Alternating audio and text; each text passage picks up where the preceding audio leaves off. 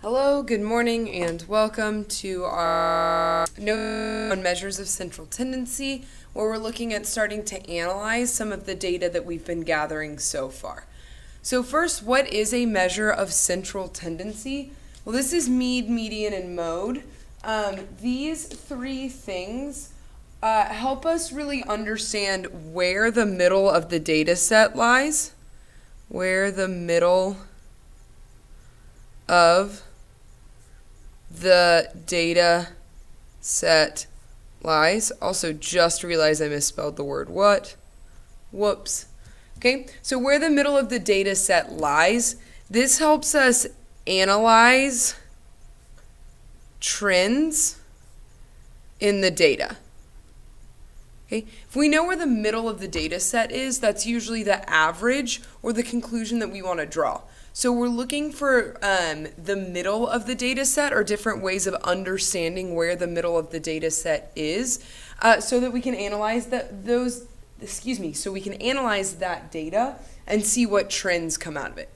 Now, I know mean, median, mode, and range are things you've heard before, so I'll go through them relatively quickly. The mean is when we add all the numbers up and divide by the number in the data set. So you probably also heard this called an average. So the mean is add up all values and divide by the number of data points. Okay, so it's the sum divided by number of data points. Okay, so if I'm looking at finding the mean of these values here, I would add them all up. So 18 plus 16 plus 19 plus 15 plus 17 divided by 1, 2, 3, 4, 5, because there are 5 numbers in the data set. Okay, so I would say, if I go to my calculator, 18 plus 16 plus 19 plus 15 plus 17, all of that divided by 5. I'm probably going to want this as a decimal value, so that gives me 17. Okay, so my mean is 17, okay, which means my middle value averaged is 17. Now we're also going to look at some of the pros and cons of each of these types of measures of central tendency. Pros of mean: it is the most commonly used in data analysis. So if you tell people what the mean of a data set is, they typically know what that means. It uses all members of the data set. So it uses all data points, which helps us better analyze trends, right? All of these data points are used in calculating the mean. There is only one answer, so there is a unique answer. And it's good for comparison. So you'll often see people comparing the means of two different data sets to try to figure out how they are different or how they have something in common. The problem with mean, the only con of mean, it is very affected by extreme values, which we also call outliers. Okay, it's very affected by extreme values, or what we call outliers. So for example, if I had a data set like this one up here that was 18, 16, 19, 15, 17, and 5, that mean was 17, right?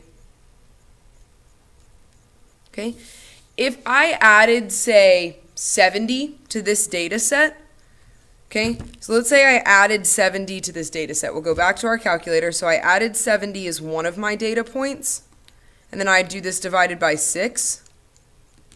Okay, that increases our mean to 25.83. So I added 70 to this data set,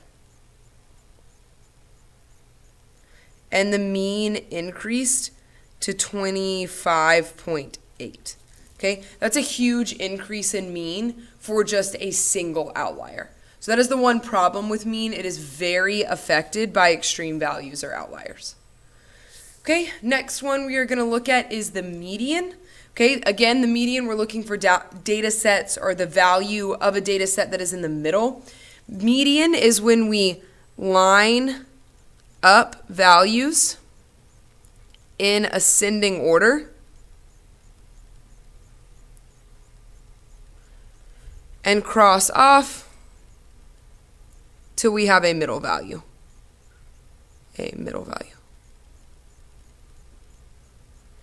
Okay, so again, median helps us find values in the middle. We put the values in order and then find the value exactly in the middle. So the really, really important thing about median is your data points have to be lined up from least to greatest.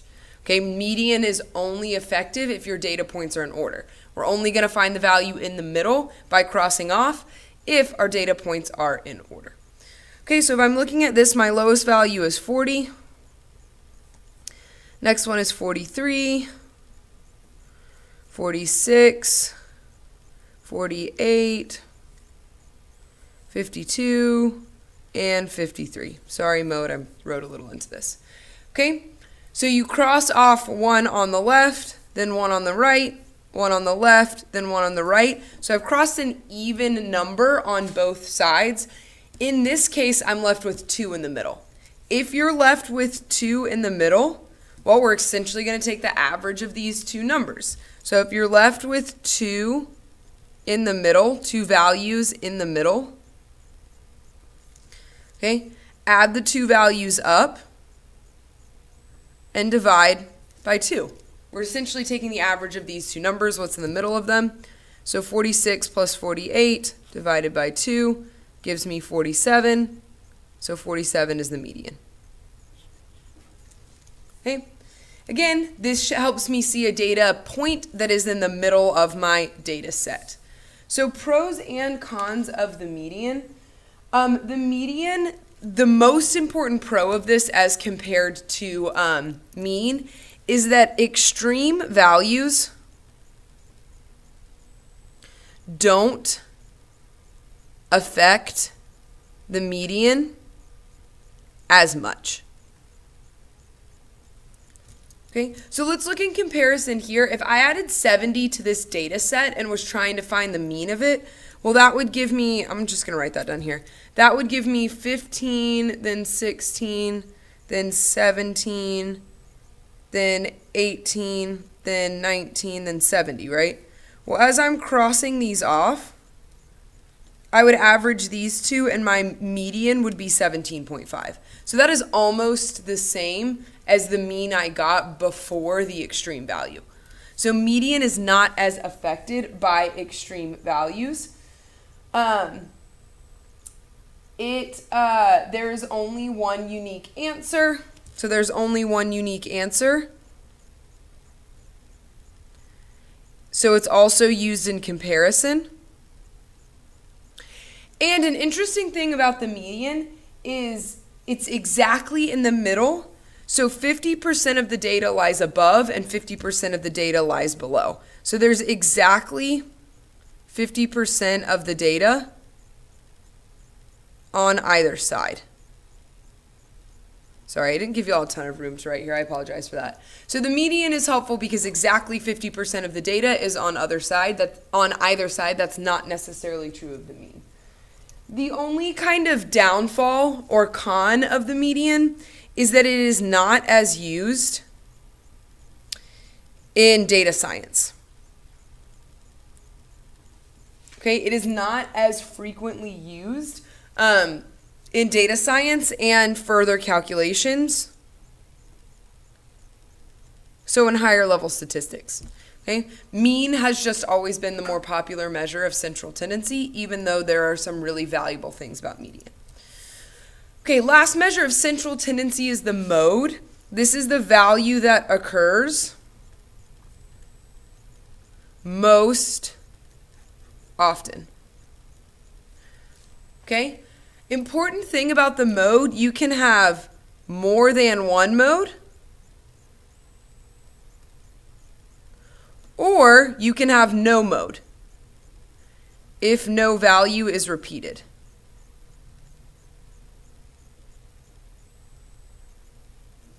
Okay, so if I'm looking to calculate the mode, I'm looking for the number that occurs most often. Well, I see 2 is repeated here, so I might think it's 2, but I actually see that the one that is repeated the most often is 5. So my mode is 5.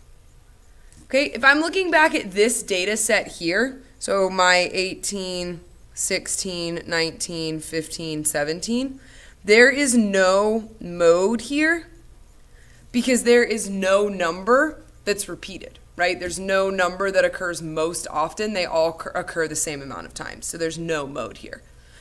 Okay, if there was a third 2 in this data set, then I could have 2 modes. 5 and 2 would be my mode because they both occur the most often. Okay, pros of the mode is that extreme values don't affect it. Extreme values do not affect the mode. Okay, I could have 70 in here as well. My mode would still be 5. Some bad things about the mode or some cons about the mode is it does not use all data points. So we have to use all data points to calculate the median and the mean. Mode, it is not the same. It only uses the data points that occur the most often. The other problem is they're not necessarily unique because you can have more than one mode. Not necessarily unique. And they can be hard to compare because it's not a unique value, right? It can be hard to compare or interpret.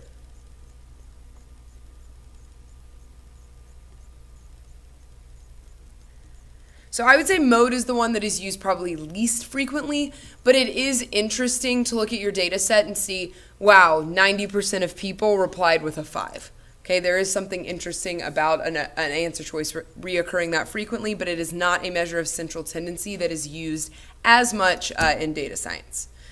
Last one is range. Now, range is actually not a measure of central tendency. Range is a measure of dispersion, which is telling us how spread out the data is. Okay, dispersion means like how spread out something is. So range is the greatest value minus the least value. Okay, it tells us how wide our data set is. So the range of this data set would be my greatest value is 53, so 53 minus my least value, which is 40. So my range is 13. So my range of answers are 13. Or there's a difference of 13 between the greatest and smallest value.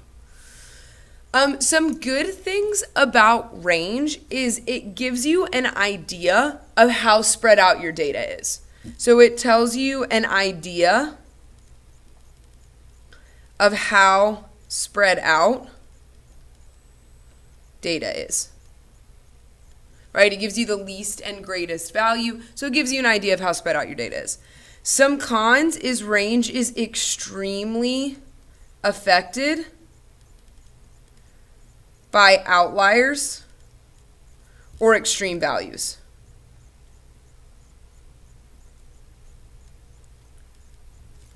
Okay? Right, from this example up here, okay, if I use this example up here, my minus, which would be 3, right? That is a really, really, really small, or sorry, minus 15, didn't see 15 there. That's a pretty small range, right? If I added 70 to this, okay, if I added 70 to this data set, my range would be 70, oh, sorry, y'all can't see that. My range would be 70 minus 19, which is 51, right? Yeah. Okay, that is a huge difference in the range for just one extreme value. So range is extremely affected by outliers, and it doesn't give you a concentration, no concentration of data dispersion. Okay, so I don't know in terms of, say my range is 13 from here to here, say that's my range. I don't know if most of my data is right here or if it's evenly spread out in that range of 13. Okay, so range doesn't give you the concentration of where data is in relation to the extreme values or in relation to the median. We'll learn more about that and how we can fix that when we get to box and whisker plots next class period. Okay, so those are your measures of central tendency plus one measure of dispersion, which is range. Hopefully most of this feels familiar, except maybe the part about pros and cons. Now flip to the back and work on the few practice problems before we get to our exit ticket. That is it.